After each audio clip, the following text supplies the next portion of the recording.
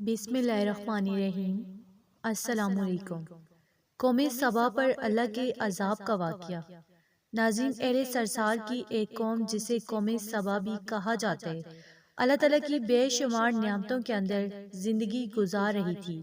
یہ قوم ایک عظیم تہذیب و تمدن کی مالک تھی۔ حضرت داؤد علیہ السلام اور حضرت سلیمان علیہ السلام کی باعظمت حکومتوں کے بعد ان کی حکومت کے چرچے ہر ایک کی زبان پر تھے۔ کہا جاتا ہے کہ یہ لوگ گندم کے مغز سے آٹا پیس کر روٹیاں پکاتے تھے، لیکن اس کے برعکس وہ اس قدر فضول خرچی کرنے والے اور ناشکرے تھے کہ انہی روٹیوں کے ساتھ بچوں کا پاخانہ صاف کرتے تھے اور پھر ان آلودہ روٹیوں کو ایک جگہ پر اکٹھا کر دیتے۔ پھر ان آلودہ روٹیوں کو اکٹھا کرنے سے ایک پہاڑ بن گیا تھا۔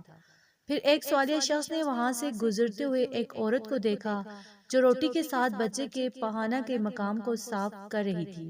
اس شخص نے عورت سے کہا، تیرے اوپر افسوس، خدا سے ڈر، کہیں ایسا نہ ہو کہ خدا تیرے اوپر اپنا غضب ڈالے اور تجھ سے اپنی نعمت چھین لے۔ تو اس عورت نے جواب میں مذاق اڑایا اور مغرورانہ انداز میں کہا، جاؤ جاؤ، گویا کہ مجھے بھوک سے ڈرا رہے ہو۔ جب تک سرسار جاری ہے مجھے بھوک سے کسی قسم کا کوئی خوف نہیں۔ چنانچہ کوئی زیادہ عرصہ نہیں گزرا تھا کہ اللہ تعالیٰ نے ان لوگوں پر اپنا غضب ڈالا۔ پانی جو کہ زندگی کی بنیاد ہے ان لوگوں سے چھین لیا، یہاں تک کہ قحط نازل ہوا۔ بات یہاں تک پہنچ گئی کہ ان کی ذخیرہ کی ہوئی تمام غذا جو ہے وہ ختم ہوگی۔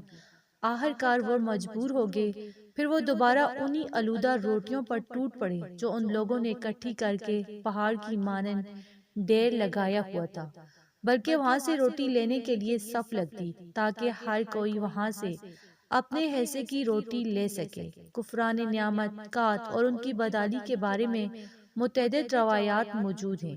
سورہ نحل کی آیت نمبر 112 اور 113 میں یوں ارشاد ہوتا ہے، اور اللہ نے اس بستی کی بھی مثال بیان کی جو محفوظ اور مطمئن تھی، اس کا رزق ہر طرف سے باقاعدہ آ رہا تھا، لیکن اس بستی کے رہنے والوں نے اللہ کی نعمتوں کا انکار کیا تو خدا نے انہیں بھوک اور پیاس کا مزہ چکھایا، صرف ان کے ان اعمال کی بنا پر کہ جو وہ انجام دے رہے تھے۔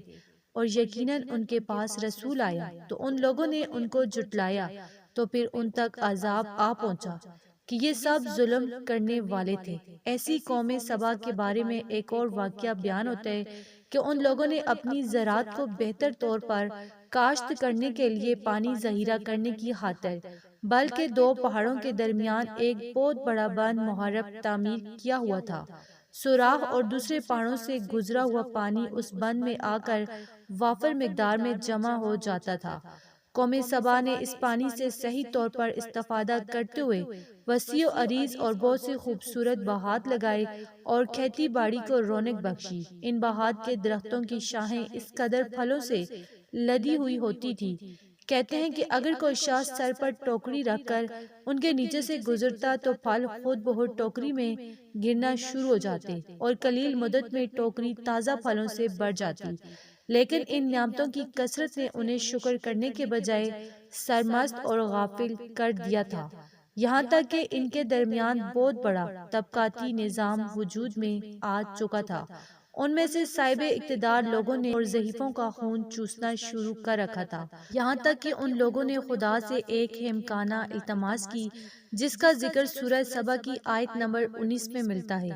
انہوں نے کہا کہ خدایا ہمارے سفروں کے درمیان فاصلہ زیادہ کر دے۔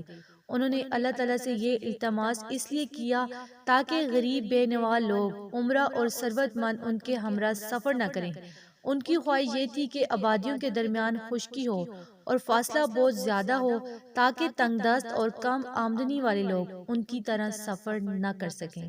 تو اللہ تعالیٰ نے ان مغرور پیٹ کے پچاریوں پر اپنا غضب نازل کیا۔ بعض روایتوں کے مطابق ان مغرور لوگوں کی آنکھوں سے دور صحرائی چوہوں نے محرب نامی بند کی دیواروں پر حملہ کر کے انہیں اندر سے کھوکھلا کر دیا۔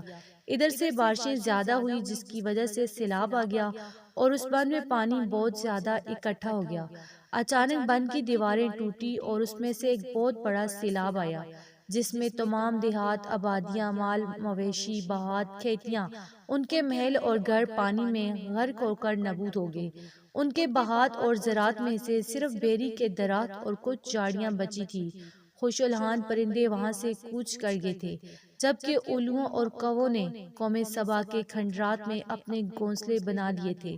اس بات کا ذکر سورہ سبا کی آیت نمبر 15 اور 16 میں ملتا ہے، اور آخر میں سورہ سبا کی آیت نمبر 17 میں قرآن کریم میں اس واقعے کا یوں نتیجہ نکالا ہے: یہ ہم نے ان کی ناشکری کی سزا دی ہے، اور ہم ناشکروں کے علاوہ کسی کو سزا نہیں دیتے ہیں۔